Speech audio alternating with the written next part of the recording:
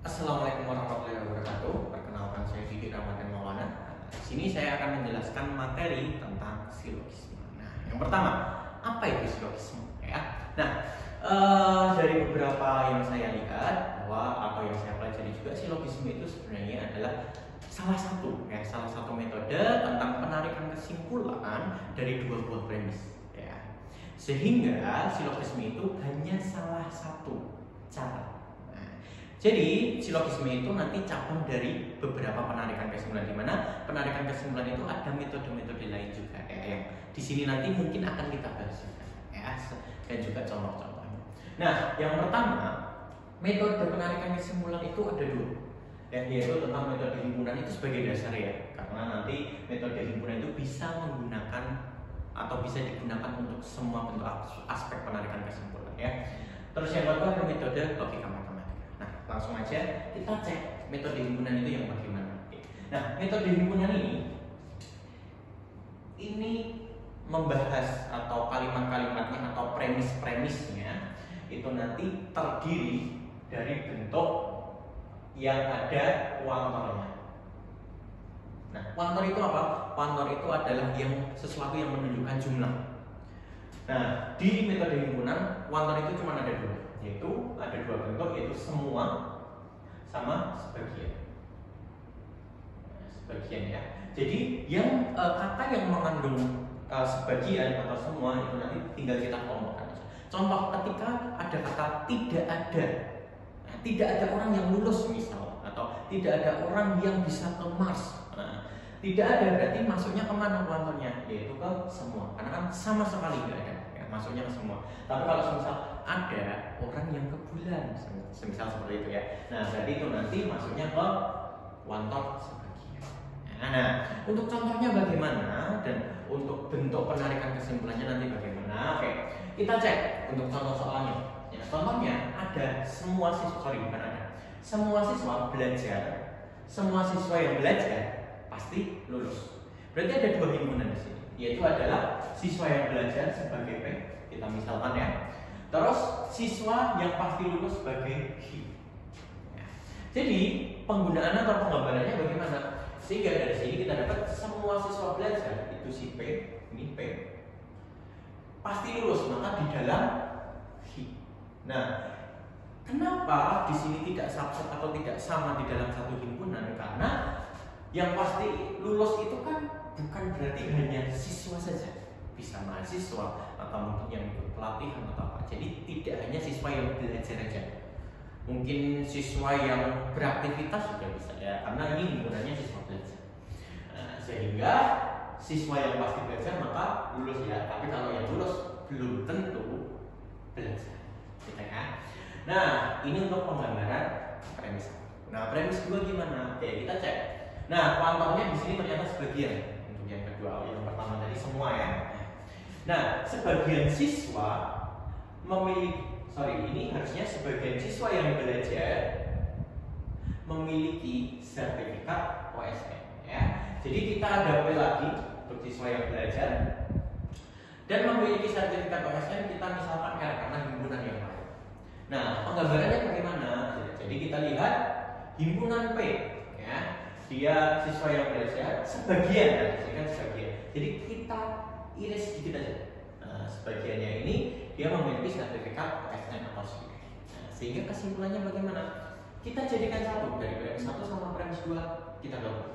Sehingga bisa kita buat semua P itu di dalam Q dan sebagian P itu R. Nah, di sini kan kenapa kok R-nya ada yang di luar? Nah, karena kalau di sini yang lulus belum tentu kan yang punya sertifikat OSN juga lulus kan, bisa aja tidak lulus dan lain sebagainya.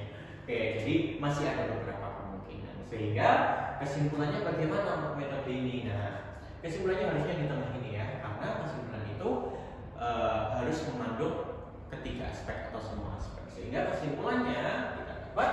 Nah, ini masuk sebagian atau semua? Kira-kira?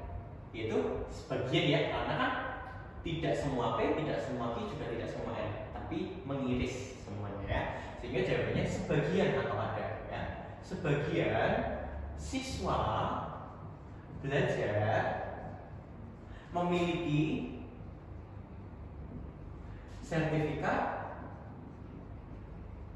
OSN dan pasti lulus. Ya, benar ya. Di sini kan sebagian orang di sini atau sebagian siswa yang belajar di sini memiliki sertifikat OSN benar di dalam R dan pasti lulus, benar juga di dalam B. Sehingga untuk metode himpunan ini, ketika semua siswa belajar pasti lulus dan sebagian siswa belajar memiliki sertifikat OSN, kesimpulannya juga akan jadi sebagian siswa belajar memiliki sertifikat OSN dan pasti lulus juga.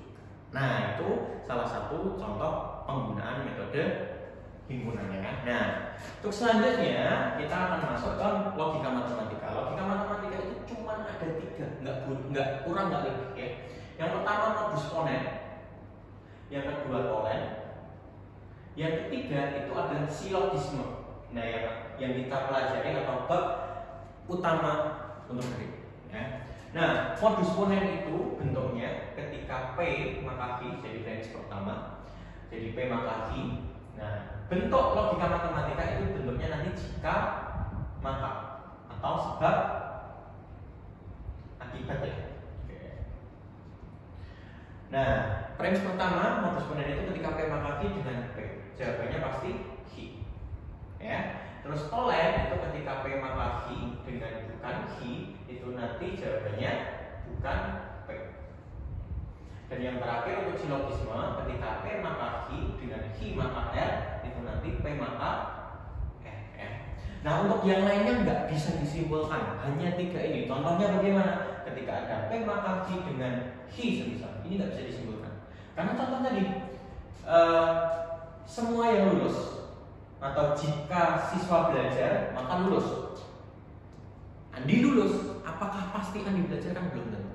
Ya, bisa belajar, bisa enggak, sehingga ini tidak dapat disimpulkan. Ya. Dan untuk P maka Q ada lagi semisal bukan P semisal, ini juga tidak dapat disimpulkan. Karena kalau tadi ketika belajar maka lulus, dia tidak belajar, apakah tidak belajar pasti nggak lulus? Belum tentu. Bisa nggak lulus, bisa lulus. Ya.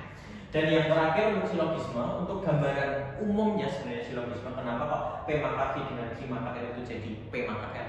Itu modelnya seperti ini. Ketika P maka Q, terus kita lanjutkan Q maka R, maka sudah pasti P nanti langsung menuju ke P maka R. Seperti itu ya. Ini untuk gambaran umumnya silogisme seperti ini. Nah, contohnya bagaimana penggunaannya? Nah, di sini ada pernyataan bahwa kan tadi untuk logika matematika harus dalam bentuk jika maka atau sebab akibat ya. Di sini ada pelatihan dilaksanakan jika akan diadakan pentas. Nah, kita harus tahu dulu mana sebab, mana akibat. Kalau kita misalkan bentuk ini untuk premis pertama itu dalam bentuk P maka Q, kita harus tahu dulu P-nya mana, Q-nya mana ya. Nah, karena P itu sebab, Q-nya itu akibat, sehingga kita tahu dulu sebabnya mana, akibatnya mana. Pelatihan dilaksanakan jika, berarti ini ada jika akan diadakan pentas. Sehingga pernyataannya adalah ini sebagai Q, ini sebagai P. Jadi sama aja dengan jika akan diadakan pentas, maka pelatihan akan dilaksanakan. Ya. Terus premis kedua, jika latihan dilaksanakan, ini tadi sudah ada, yaitu adalah Q ya. Oke, maka kostum segera dibuat. Ini baru R berarti ya. Nah, dari situ untuk premis kedua itu adalah Q maka R.